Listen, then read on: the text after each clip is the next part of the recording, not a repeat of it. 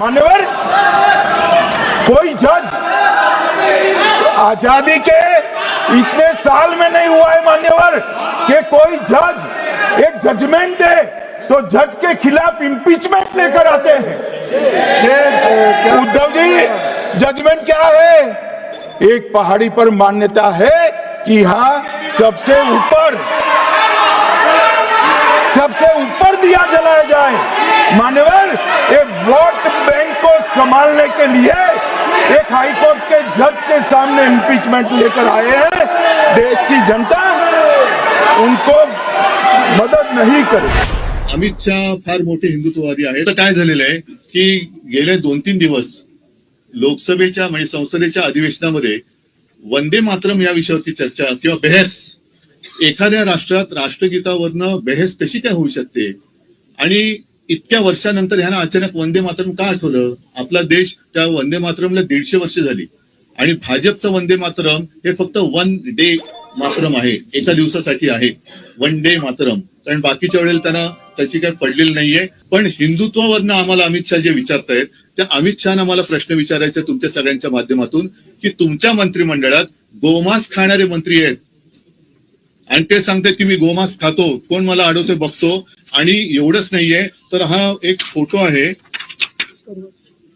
9 डिसेंबरचा, तो ते जे मंत्री आहेत मी गोमांस खातो कोण मला अडवते, त्यांचं नाव आहे किरण रिजिजू, त्यांच्या बरोबर अमित शाह जेवतायत। आता त्यांच्या थाळीत आणि यांच्या थाळीत काय आहे मला माहिती नाही, पण अमित शहाना जर हिंमत असेल, माझ्या हिंदुत्वावरती त्यांना शंका घ्यायची असेल तर पहिलं रिजिजूंना त्यांनी मंत्रिमंडळातून काढलं पाहिजे, कारण रिजिजू गोमांस खातात ते स्वतः ते बोललेले आहेत। त्याच्यानंतर आणखीन एक मुद्दा तुम्हाला सांगतो, तो म्हणजे गेल्या काही दिवसात दिल्लीमध्येच संघाच्या कार्यालयासाठी प्राचीन मंदिर पाडलं।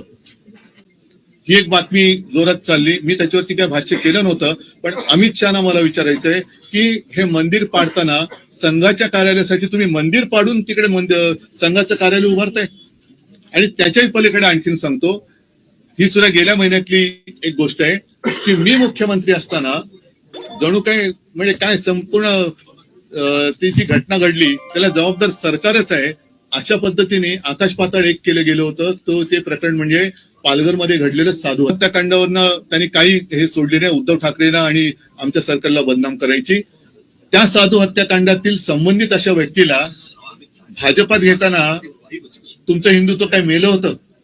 लाज वाटली पाहिजे अमित शहाना की त्यांनी माझ्या हिंदुत्वावरती शंका व्यक्त करताना त्यांच्या बुडाखाली जे काही हिंदुत्व आहे ते पहिलं बघायचं आणि मग त्यांनी माझ्यावरती आरोप केले पाहिजेत। या न्यायमूर्तींवरती ज्या काही गोष्टी आहेत ती एका केसमुळे नाहीये, त्यांची आतापर्यंतची जी काही वादग्रस्त वाटचाल आहे त्याच्यावरती काही न्यायमूर्तींनी आणि काही माजी न्यायमूर्तींनी सुद्धा आक्षेप घेतलेले आहेत। हा सगळा प्रकार एकत्र केल्यानंतर एका केसवर नाही झालेला नाहीये आणि कधीही कुठल्याही बाबतीत म्हणजे त्या मंदिराच्या आवारात दिवा लावण्यावरून हा जो काही वाद आहे, मंदिराच्या आवारात दिवा लावला गेलाच पाहिजे, तिकडे रोषणाई, तिकडे हिंदू सण साजरे झालेच पाहिजे, उत्सव साजरे झालेच पाहिजे, या मताचा मी आहे, माझी शिवसेना आहे।